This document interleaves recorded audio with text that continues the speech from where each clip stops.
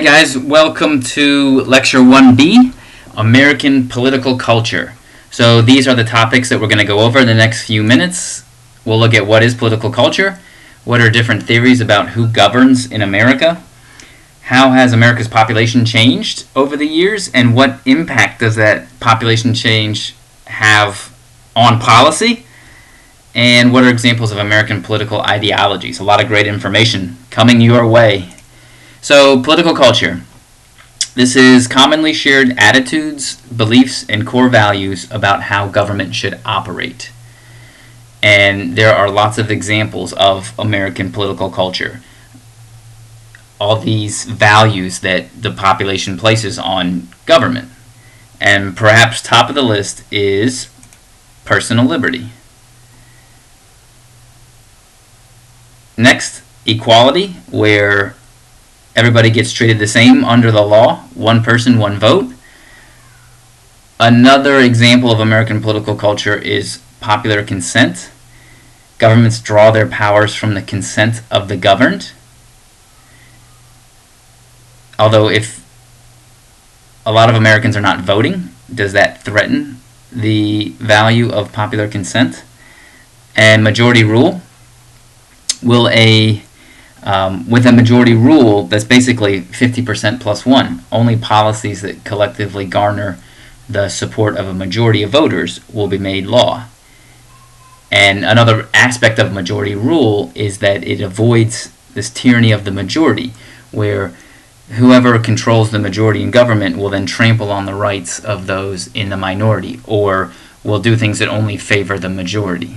So implicit in majority rule is that the minority has their rights respected as well. Next is popular sovereignty, which is the right of the majority to govern themselves. It has its basis in natural law.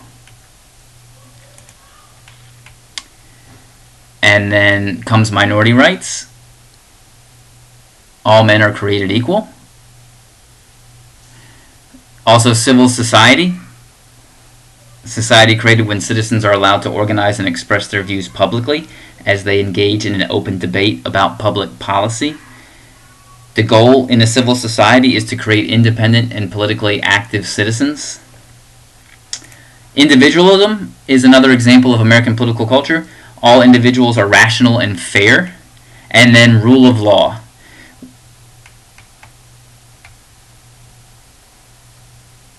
Which guards unalienable rights, rights that are based on nature or God. So rights that cannot be taken away. Wherever law ends, tyranny begins. So that takes us into the second topic, who really governs in America? And there's a couple of interesting theories here. The first one is elitism, this theoretical view held by many social scientists that says that American politics is best understood through the generalization that all political power is held by a relatively small and wealthy group of people. And that relatively small and wealthy group of people share similar values and interests, and they also come from very similar and privileged backgrounds. And there's a question about, did early laws favor the elites, and also the idea that this would avoid a passionate mob. Next on this list of different theories about who really governs America is pluralism. And that is that a multitude of groups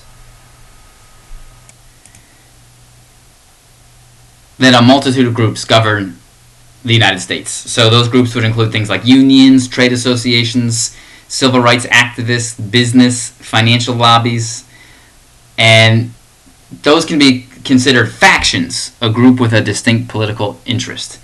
And maybe another name for that would be a coalition. So there's this idea about, is the United States a pluralist or elitist system of government?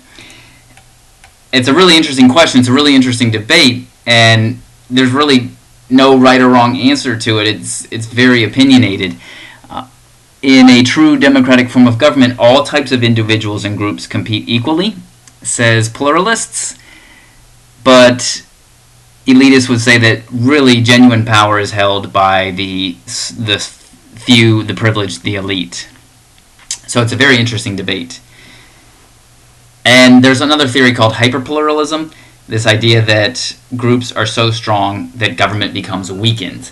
So it takes pluralism to the extreme, saying that there's so many groups competing and those groups have so much power that the American government system becomes weakened as a result of that competition for control.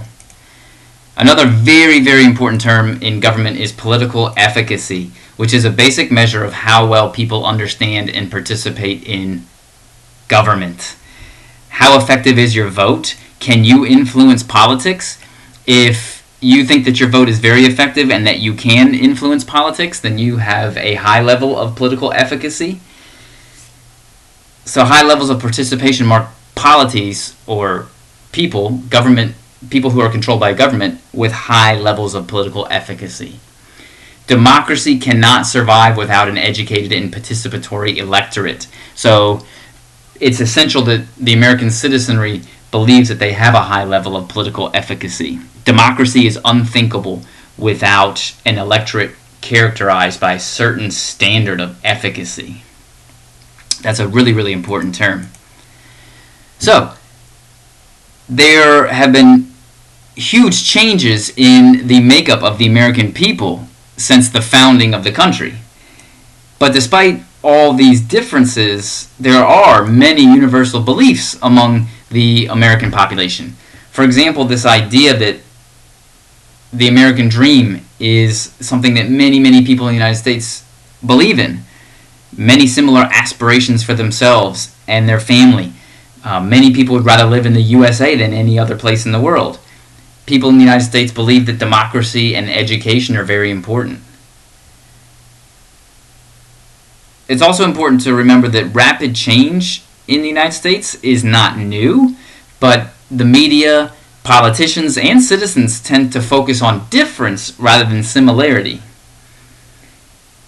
The American people are the basis for political power and authority, so keeping track of changing population is very, very important.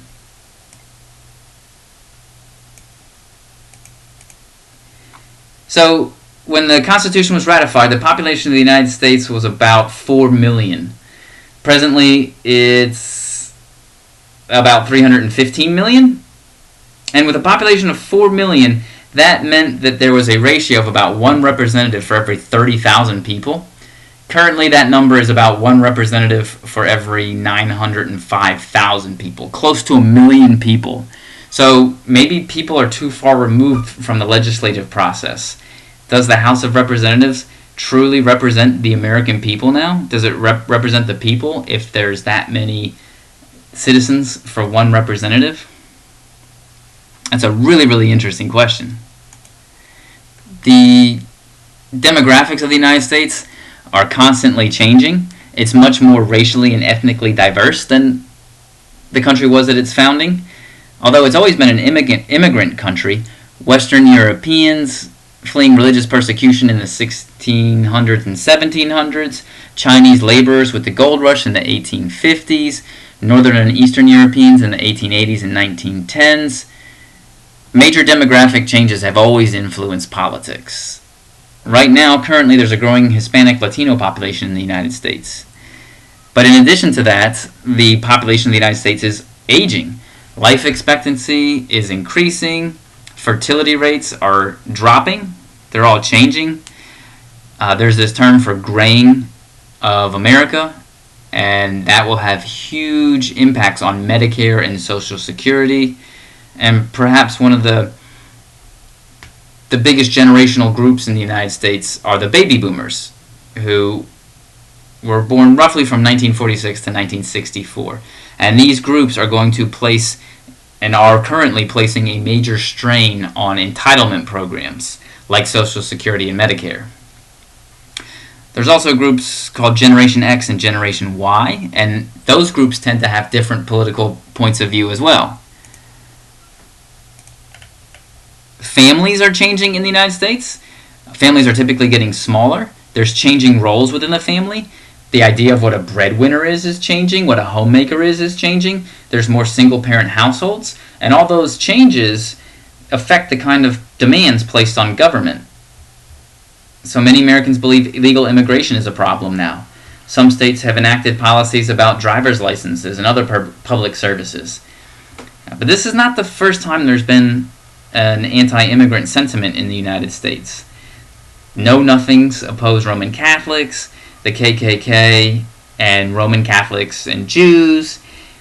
Do changing demographics intensify an us versus them mindset? It's a really interesting question, especially when you consider affirmative action plans. Okay, so we'll transition into the political ideology of the American people. And political ideology is a coherent set of values and beliefs about the purpose and scope of government, which is held by groups and individuals.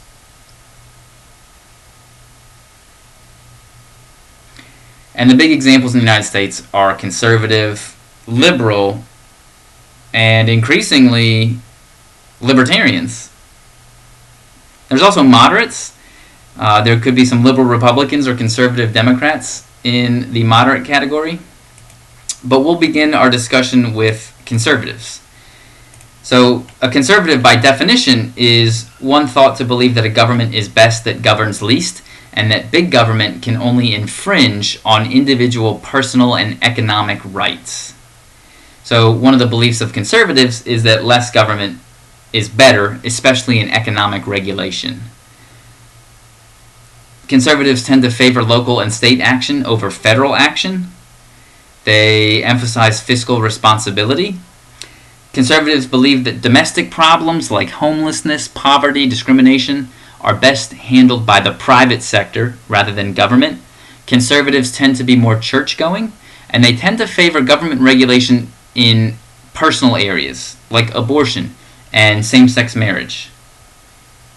On the other hand, liberals,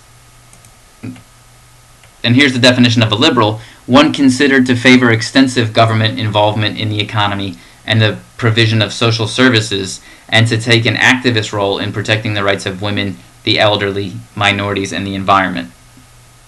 Liberals stress the need for government to provide for the poor and homeless.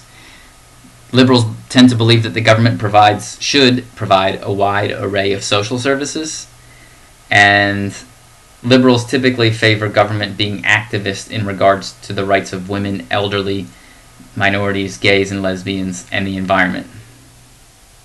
So, liberals typically favor government involvement in social services, but less regulation in personal behavior. And libertarians are typically, well, the definition of a libertarian is one who favors a free market economy and no government interference in personal liberties. It's a philosophy based largely on individual freedom and the curtailment of state power. Generation Xers tend to be more libertarian. It is a fairly prominent third party in United States government. It's bigger than other third party groups. Liberals complain that libertarians want to eliminate welfare and public works programs, and conservatives typically say that libertarians want to reduce the defense budget and the CIA and the FBI. Some people say that libertarians are the most consistent political ideology. Libertarians will always favor less government involvement, whereas conservatives and liberals both favor government involvement in specific areas. Although political labels can be very misleading,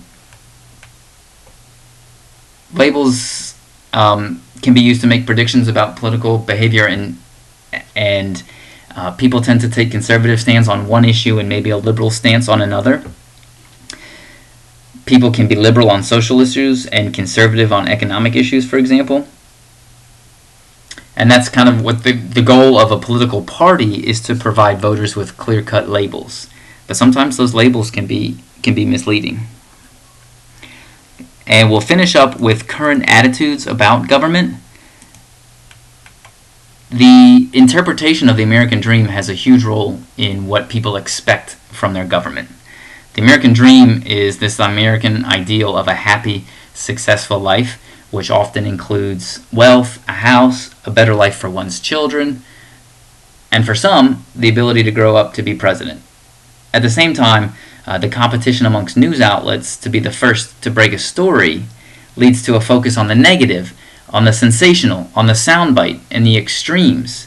Remaining upbeat about politics can be tough with all the focus on personality and scandal. So people do tend to have high expectations.